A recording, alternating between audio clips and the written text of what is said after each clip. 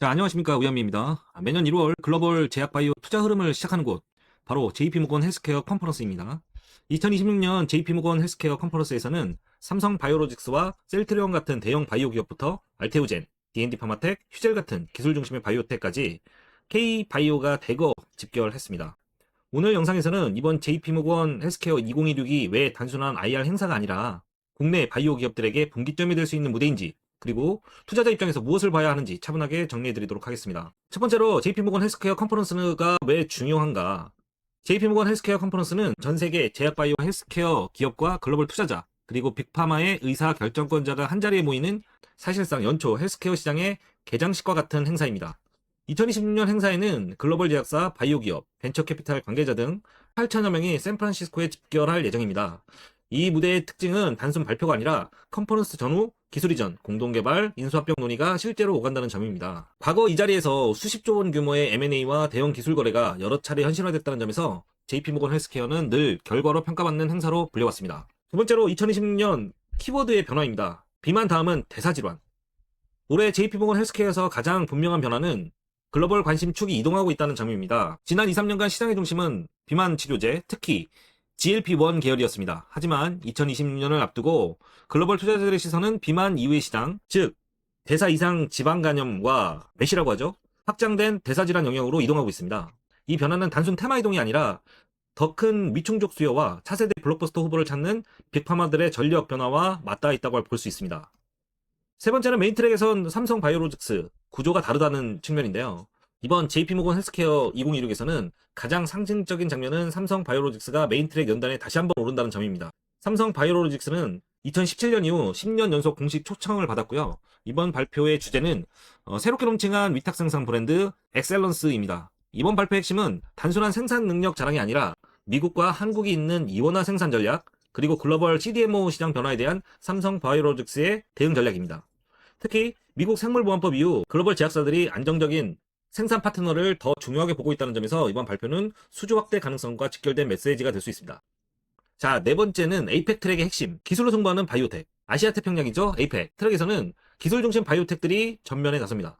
알테오젠은 정맥주사 제형을 피하주사로 전환하는 히알루로니다제 플랫폼 ALP-B4 기술을 중심으로 추가 기술 수출 가능성을 타진합니다. D&D 파마텍은 메시치로제 DD01의 임상 2상 12주 24주 중간 데이터를 공개하면서 본격적인 기술 이전 논의를 노립니다. DD01은 GLP-1과 글루카곤 수용체를 동시에 겨냥하는 장기 지속형 이중 작용제라는 점에서 글로벌 시장에 관심을 받고 있습니다. 또한 휴젤은 FDA 허가를 받은 보툴리늄 톡신 레티볼을 앞세워 북미 시장 확대 전략과 필러 산업과 시너지를 설명할 예정입니다. 이번 JP모건 헬스케어 2026은 공식 발표 기업만 보는 행사가 아니죠. 오히려 진짜 중요한 건 발표 무대 바깥에서 실제 미팅이 진행되는 기업으로 볼 수 있는데요. 먼저 한미약품입니다. 한미약품은 이미 MSD에서 메시 치료제 에피노페그드타이드를 기술 이전했고 현재 미국에서 임상 2비 상이 진행 중입니다. 현재 이번 JP모건 헬스케어에서는 한미약품은 신규 기술 수출보다는 기존 파이프라인의 임상 진척과 추가 확정 가능성을 글로벌 제약사들에게 다시 한번 확인시키는 역할을 가깝습니다. 즉 가능성 검증 단계를 넘어서 사업화 신뢰도를 쌓는 국면에 들어와 있다는 점이 중요합니다. 다음은 유한양행인데요. 유한양행은 과거 이 JP모건 헬스케어를 계기로 글로벌 기술 수출을 성사시킨 대표적인 국내 사례입니다. 이번 행사에서는 대규모 발표보다는 글로벌 파트너사들과의 후속 파이프라인 협의와 공동개발 논의를 핵심입니다.